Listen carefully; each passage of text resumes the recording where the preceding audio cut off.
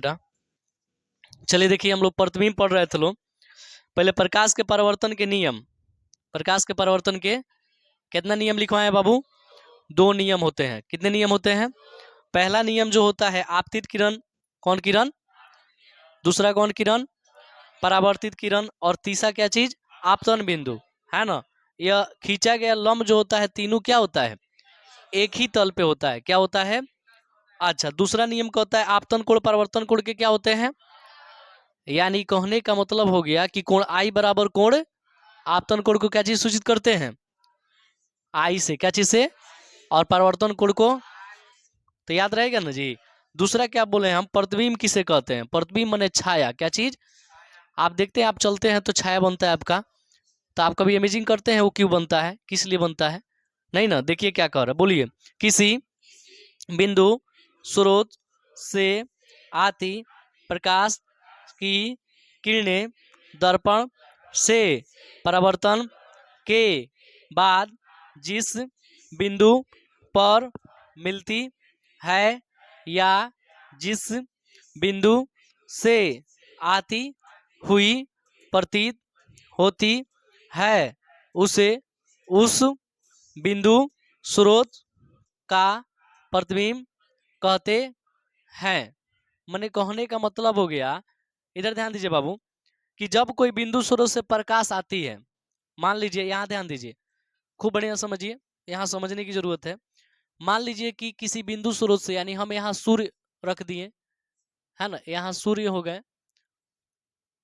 यहाँ से जो है कोई प्रकाश डोनेट हो रहा है, कोई प्रकाश क्या हो रहा है? डोनेट हो रहा है, आ रहा है, ठीक है कि नहीं है? और जब ये प्रकाश आ रहा है तो प्रकाश की किरणें दर्पण से कहाँ आएंगी? मान लीजिए यहाँ पे हमने कोई दर्पण रख दिया, कोई भी दर्पण रख दिया, यहाँ पे हम कोई भी दर्पण रख दिए, इस दर्पण से टकराई, है ना, इस दर्पण से क्या हो गई, है ना, यहाँ टकरा गई। और टकराने के बाद परावर्तन होंगी, क्या होंगी? यहाँ से बदलेगी, यहाँ से क्या हो जाएगी, है ना, परावर्तन करेंगी। और जब परावर्तन करेगी तो कह रहा है कि परावर्तन के बाद जिस बिंदु पर मिलती है, जहां जाकर परावर्तन मिलेगा, है ना, या मिलती हुई क्या होती है, उसे ही हम लोग क्या कहते हैं? समझे हैं? एक बार और देखिए फिर से। कहीं से प्रकाश आया, किसी भी बिंदु स्रोत से क्या आया? प्रकाश आया। आने के बाद पहले कहाँ आएगा? दर्पण पर आएगा। कहाँ आएगा बबुआ? थोड़ा हट जाइए साइड, है ना, कहाँ आएगा? दर्पण पे आएगा। दर्पण के बाद एक और चीज होगा, क्या होगा? परावर्तन होगा। अब परावर्तन के बाद जहां जाकर जिस बिंदु पर मिलेगा वही हमारा क्या कहलाएगा? क्लियर? याद हुआ? पहला स्टेप क्या करेगा बताइए? पहला स्टेप क्या होगा? किसी बिंदु स्रोत से प्रकाश कहाँ आएगा? दर्पण के बाद क्या होगा? परावर्तन के बाद क्या होगा? वाह, समझ में आ गया कि नहीं? चलिए, लेकिन डाउट यह है कि प्रतिबिंब कितने प्रकार के होते हैं? 2 प्रकार के होते हैं। हाँ, एगो का नाम है, सुन लीजिए, वास्तविक। क्या चीज? हाँ, वास्तविक प्रतिबिंब। और दूसरे का नाम क्या है? काल्पनिक प्रतिबिंब। काल्पनिक का दूसरा नाम क्या होता है बाबू? आभासी प्रतिबिंब। अब देखिए, इसका मतलब क्या हो गया बाबू? वास्तविक का मतलब हो गया, हमने आपसे कहा कि हम, सुन लीजिए, भूत का परछाई देखे हैं। भूत का परछाई आपको वास्तविक बात लगता है ये? अरे ऐसा ताक रहे हैं जैसे सच में कहीं भूत आ गया, है ना। हम आपसे पूछ रहे हैं कि हमने भूत का परछाई देखा है, आप वास्तविक बात मानते हैं? कोई रात को आकर कहे, चाहे सुबेरे रात को सोया, रात सवेरे उठकर आकर कहे कि हम जो है आसमान में हाथी उड़ रही थी, उसका परछाई जमीन पर देख रहे थे, वास्तविक बात है। आप विश्वास कीजिएगा, आप समझिए कि लंबा लंबा क्या बोला है, ठीक है कि नहीं है? तो ये कभी नहीं हो सकता है। तो वास्तविक बात होगा, वो कौन सा बात हो जाएगा? क्या हो जाएगा? उसने हो सकता है सपना में कल्पना किया होगा, है ना, चाहे कहीं काल्पनिक बात सोचा होगा कि हाथी उड़ रही थी और मैं जब दौड़ रहा था तो देख रहा था उसका परछाई कहाँ दिखाई दे रहा था। लेकिन ये बात वास्तविक नहीं हो सकता। अगर ऐसा कहेगा कि मैं जब चल रहा था, है ना, तो मैंने देखा कि मेरा परछाई देखिए बन रहा है, इधर यहाँ परछाई बन रहा है ना, तो मैं जैसे जैसे चल रहा था मेरा परछाई दिखाई, ये कौन सा बात हो जाएगी? मानते हैं कि नहीं मानते हैं? तो बात वैसा होना चाहिए जो कैसा होना चाहिए, वास्तविक। कैसा होना चाहिए, क्लियर। चलिए तो अब देखिए इसमें क्या बोला है कि बताइए वास्तविक प्रतिबिंब किसे कहते हैं। वास्तविक प्रतिबिंब नोट कीजिए फटाफट, वास्तविक प्रतिबिंब एक नंबर नोट कीजिए यहाँ पे, वास्तविक प्रतिबिंब। कोई बात नहीं, नोट कीजिए, लिखिए। किसी किसी बिंदु स्रोत से, किसी बिंदु स्रोत से, किसी बिंदु स्रोत से, किसी बिंदु स्रोत से, किसी बिंदु स्रोत से आती, आती हो गया प्रकाश की किरणें, प्रकाश की किरणें, प्रकाश की किरणें, प्रकाश की दर्पण से परावर्तन के बाद, दर्पण से परावर्तन के बाद, दर्पण से परावर्तन के बाद, दर्पण से परावर्तन के बाद जिस बिंदु पर वास्तव में मिलती है, जिस बिंदु पर वास्तव में मिलती है, जिस बिंदु पर वास्तव में मिलती है, जिस बिंदु पर वास्तव में मिलती है उसे वास्तविक प्रतिबिंब कहते हैं। चलिए बोर्ड पे ध्यान दीजिए, बोर्ड पे ध्यान दीजिए।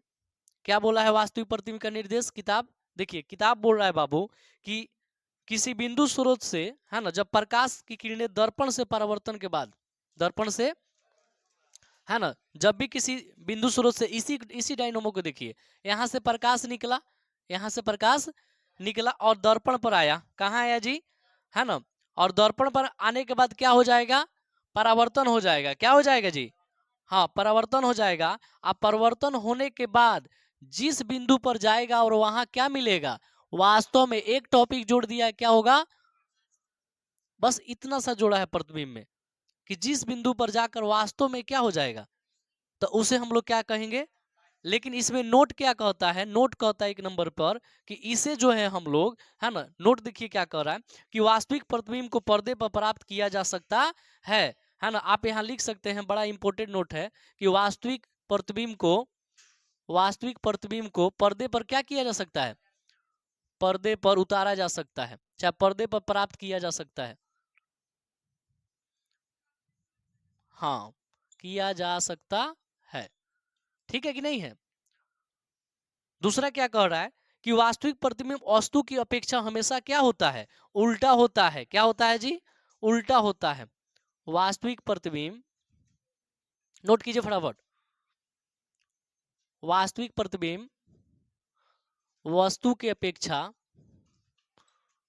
अपेक्षा हमेशा उल्टा होता है। क्या होता है सोनू, पढ़े थे ना आप, हमेशा क्या होता है, उल्टा होता है। नोट कर लिए बाबू। चलिए अब देखिए काल्पनिक प्रतिबिंब के बारे में। काल्पनिक का दूसरा नाम क्या लिखे हैं बोर्ड पे, आभासी। चलिए देखिए,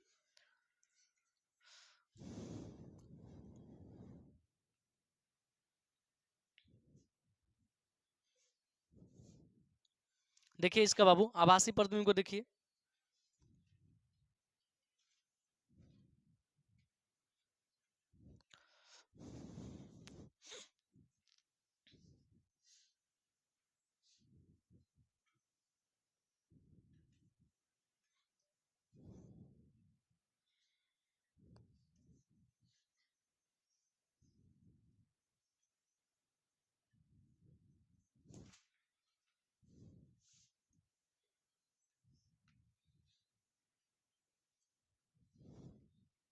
बोलिए, किसी बिंदु स्रोत से आती प्रकाश की किरणें परावर्तन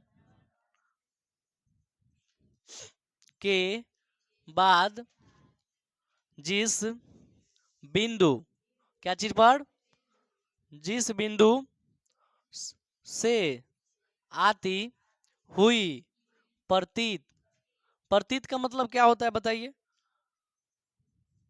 प्रतीत माने क्या होता है बताइए?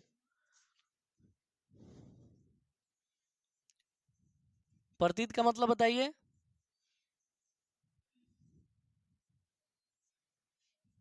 हाँ, दिखाई देता है। चलिए, क्या इसको हम लोग पर्दे पे उतारे जा सकता है? आभासी को कभी पर्दे पे उतारा जा सकता है? तो लिखिएगा आभासी को पर्दे पर, हाँ लिखिएगा यहाँ पे आभासी प्रतिबिंब को पर्दे पर नहीं उतारा जा सकता है। पर्दे पर नहीं उतारा जा सकता है। वस्तु की अपेक्षा क्या रहेगा ये? हाँ, वस्तु की अपेक्षा सीधा रहेगा।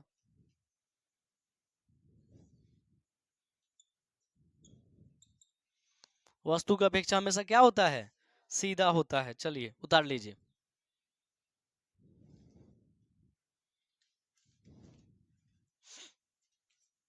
देखिए फिर से एक बार रिपीट कर रहे हैं। वास्तविक प्रतिबिंब जिस बिंदु से, देखिए जिस बिंदु से प्रकाश, जहां से प्रकाश निकलेगा, जिस बिंदु से प्रकाश निकलेगा, निकलने के बाद कहां पहुंचेगा? दर्पण से क्या हो जाएगा? अपरावर्तन के बाद वास्तव में मिलेगा। क्या मिलेगा? वास्तव में मिलेगा। उसे हम लोग कौन सा प्रतिबिंब कहते हैं?